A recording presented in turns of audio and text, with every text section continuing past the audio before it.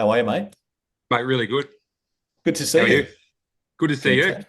Mate, I'm always 8 out of 10. You know that. Um, Not always, but try to be.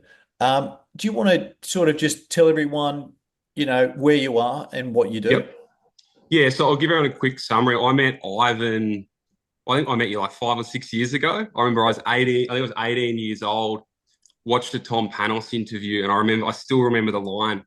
I was just new to real estate, and Ivan said I could go to any like suburb in the country, writing $1 million is I think he said it was like I can teach anyone to do it. It's you don't have to. It's not a gift. Like it's teachable. And I remember seeing that and going, wow. And I think I called you. I don't know if you remember.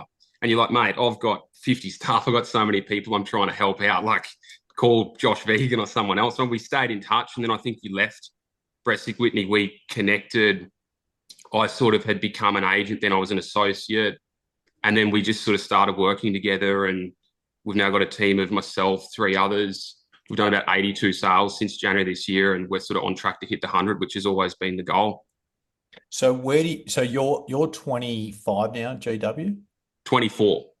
24. And the market you sell in is Buderim. Budgem on the Sunshine Coast, which is about 10 minutes from Maroochydore, 30 minutes from Noosa, if anyone knows where that is. And you and your team have done 80. 82 sales since January 1 this year. And your average sale price is?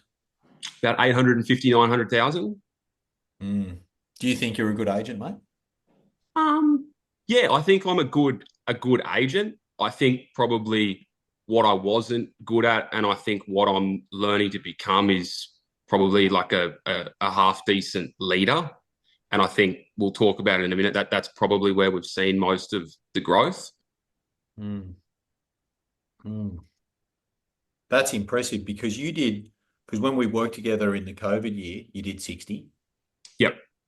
or you did 40 and then you did 60 and then 60. And then for some reason you've gone to 82 this year. What's been the big change there?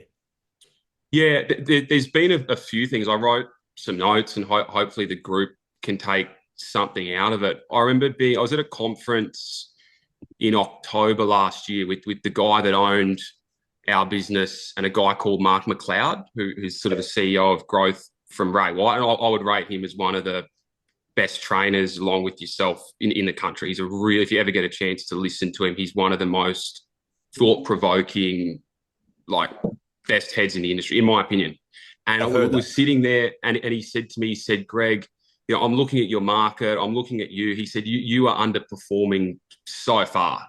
He's like, you're going down to the Gold Coast on the weekend. You're fucking around. You're not showing up seriously. He's like, mate, I think you've got the biggest opportunity in front of you, and you're just not taking it seriously. And it was a similar conversation that Ivan and I had when we sort of stopped working together. Ivan said to me, he's like, Greg, you need to make a decision. You either need to get serious and level up, and I can help you, or you can keep on sort of messing around doing 50, 60 sales a year and just be like, the rest of the industry. And I went away from the conference and really thought about it. I'm like, you know what? No, like there's an opportunity here. I'm good at what I do. There's probably only a few things I need to change, and we can go to another level. And it was just little stuff like, I'd always be the person that would get into the office when I felt like it, whether it was 8:30, 9:30. I would, I remember when you and I'd catch up, Ivan, I'd move sessions, I'd do stuff to suit me. From that day on, I've been in the office every day before 8 a.m. I've got a team of three, like, amazing people. We meet every single day at 8:30 a.m. and go through our whole stock list, what's on for the day. There's so many different things we changed, but just showing up the way I wanted them to show up and setting an example and actually be sort of transitioning from an agent to running a business. That was the biggest change, and showing up, taking every opportunity seriously, showing up on time. And then as soon as I started doing that, they went from here to here, and it had nothing to do with skills. It was just an attitude thing. Mm. So a lot of the guys a lot of the guys and girls might be thinking, and I would be thinking, how does this kid who's 24 you went from school to where? So I was really lucky. I actually did a school-based traineeship with a Ray White office when I was about 17, Yep. At graduated and school? literally, While yeah, you're yeah. at school? So I was in school. I didn't go to school on a Wednesday. We'd just go in and literally make like calls to the phone book, trying to book appraisals, and would do a Saturday open homes. Graduated, started full time as like an assistant, and then I was like as soon as I was 18, I think I basically became a sales agent. I didn't really do much for a couple of years, but learned a lot, and I think that was really helpful. So you're 18, you leave school, you didn't do very well at school. You walk straight into a Ray White office locally Yeah, and start calls. And was your first job in sales in Ray White? yeah. Well, I mean, I did like with the school-based traineeship, I was on reception, property management, like I did a bit of everything. But as soon as I graduated, I went straight into a team that was probably at the time doing 40 or 50 sales, which 5, 6 years ago on the Sunshine Coast was actually pretty good. That didn't work out. We weren't really aligned. I left that office, moved to another suburb 10 minutes down the road, and just became a sales agent. I think I did maybe 10 sales, 30 sales, 50 sales, 60 sales. And then this year we'll do, hopefully 100 sales. Yeah. So I mean, the first thing that comes to my mind is like you're too young to handle my listing. Yep. So how did And you? I, yeah. So how And did so, you? You're 19. You're pitching for business. You've yep. got a baby face anyway.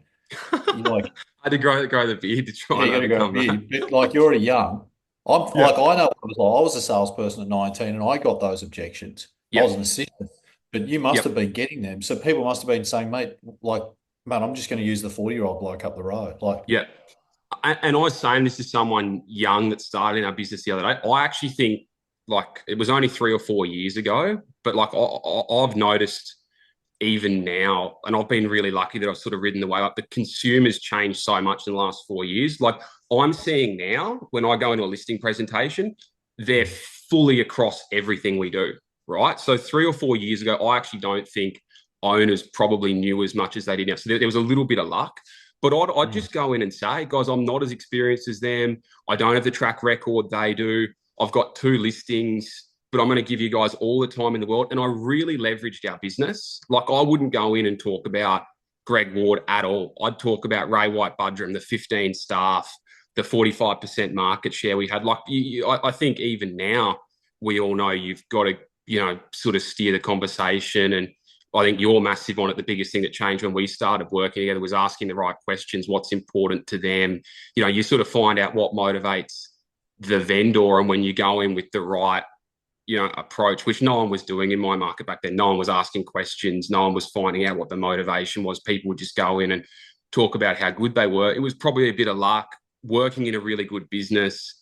And I think they just felt like, even though I was young, I probably actually, sounded like I knew what I was talking about and had really good energy. And that was enough to win enough business to get by. But it's certainly gotten easier as I've gotten older, for sure. pretty impressive, mate. And you're saying some beautiful things here, mate, as well. I wanted to bring you on because your Mm. numbers are really strong. I didn't know how you would actually communicate what you're doing. So far, you're doing really well, mate. That's good.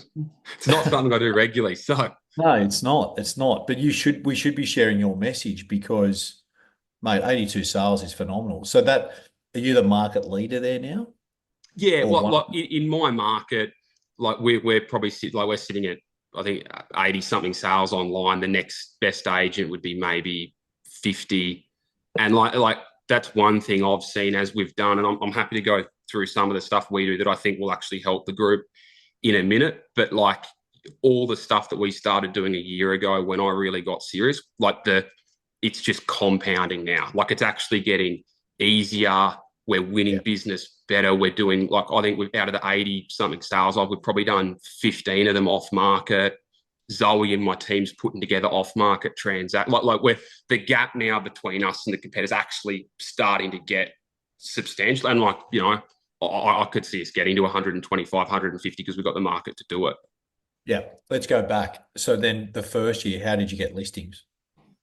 So the first year when I became a standalone agent at Yeah. 18, 19, Yeah. I remember it really clearly. Like the first ever opportunity I got in my core market, a lead actually came into the office. The agent that was meant to get it was on holidays. I went down. She was an elderly lady, probably in her 80s.